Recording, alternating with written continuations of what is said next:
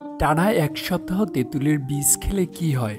প্রিয় দর্শক, জানলে আজকে থেকেই খাওয়া শুরু করবেন। আলেম একরামগণ ইসলামিক তরিকায় তেঁতুলের বীজের গুঁড়া মিশ্রিত পানি সূরা ফাতিহার সাথে বিশেষ প্রক্রিয়ায় খাওয়ার পরামর্শ দিয়ে থাকেন এবং এটা খেতে হবে ৩ নিঃশ্বাসে। আমলটি সম্পর্কে জানতে পুরো ভিডিওটি দেখতে থাকুন। তেঁতুলের বীজ ইউনানি, আয়ুর্বেদিক, হোমিওপ্যাথি, এলোপ্যাথি ঔষধের কাঁচামাল হিসেবে ব্যবহৃত হয়ে থাকে।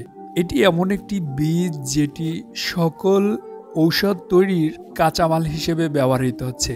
এছাড়াও পাকস্থলী গোলযোগ, লিভারের কার্যক্ষমতা বাড়াতে সাহায্য করে। এই তেঁতুলের বীজ আমাদের মধ্যে হয়তো অনেকেই এই তেঁতুলের বীজকে ফেলনা হিসেবে গণ্য করে থাকি। গবেষণা বলে তেঁতুলের বীজ পুরুষ এবং নারী উভয়ের শারীরিক সক্ষমতা বৃদ্ধিতে অত্যন্ত কার্যকর।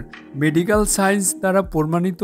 এটা ঔষধ ছাড়াও মেয়েদের মাসিক জনিত অনেক জটিলতার ঔষধ তেঁতুলের বীজ। এছাড়া জরায়ুর ইনফেকশন এটা ব্যবহার করা হয়ে থাকে।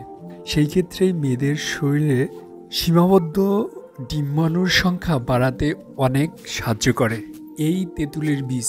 প্রিয় দর্শক, এছাড়াও দাঁতের যত্নে তেঁতুলের বীজ অসাধারণ। তেঁতুলের বীজ আমাদের দাঁতের গোড়াকে শক্ত করে থাকে, সাথে সাথে এটি আমাদের দাঁতের ক্ষয়রোধে দারুণভাবে কাজ করে থাকে। আর পুরুষের শারীরিক সক্ষমতার বৃদ্ধির জন্য এটা 100% উপকারী ও প্রমাণিত সত্য। তো আসুন জেনে নেই যে তেঁতুলের বীজের কিভাবে ইসলামিক আমলটা করবেন। এর জন্য রাতে হাফ গ্লাস পানিতে 2 থেকে 3 চা চামচ তেঁতুলের বীজের গুঁড়ো পানিতে ভিজিয়ে রেখে দিবেন। ছাঁকনি দ্বারা ছেঁকে নেবেন এবং সেই পানির সাথে 2 চা চামচ মধু মিশিয়ে তারপর হালকা গরম পানি মিশ্রণ করবেন। তারপর মিশ্রিত পানি বিসমিল্লাহির রহমানির রাহিম পড়ে সূরা ফাতিহা 7 বার পড়ে সেই পানিতে ফু দিবেন। অতঃপর 3 শ্বাসে পানিটুকু পান করবেন।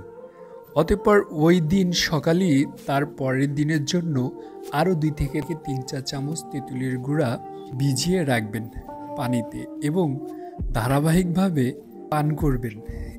ইনশাআল্লাহ মনে রাখবেন, 7 দিন আপনাকে কন্টিনিউ করতে হবে। এই নিয়ম পালনের সময় যে কোনো নাপাকি কাজ থেকে নিজেকে বিরত রাখবেন। এবার জেনে নেই এই তেঁতুলের গুঁড়া পাবেন কোথায়। তবে কোথাও থেকে না কিনে আপনি তেঁতুল সংগ্রহ করে তার থেকে তেঁতুলের বীজ আলাদা করে ফেলুন। বীজ ভালোভাবে শুকিয়ে ব্লেন্ডারে গুঁড়ো তৈরি করে গুঁড়া সংগ্রহ করতে পারেন, তবে কেনার থেকে এটাই উত্তম। তেঁতুল সম্পর্কে কিছু ভুল ধারণা জেনে নেওয়া যাক। টক জাতীয় খাবার ছোট বড় সবারই বেশ পছন্দ, বিশেষ করে মেয়েদের ক্ষেত্রে। এই কারণে এক সময়ে ধারণা ছিল অতিরিক্ত টক খেলে মেয়েদের ব্রেন টাল হয়ে যায়। এটা সম্পূর্ণ ভুল ধারণা বা ভুল তথ্য। বরং টক জাতীয় ফল যেমন আমলকি, তেঁতুল, চালতা, জলপাই, লেবু ইত্যাদি খাবার খাওয়ার মাধ্যমে ব্রেনের বৃদ্ধি আরও বাড়ে।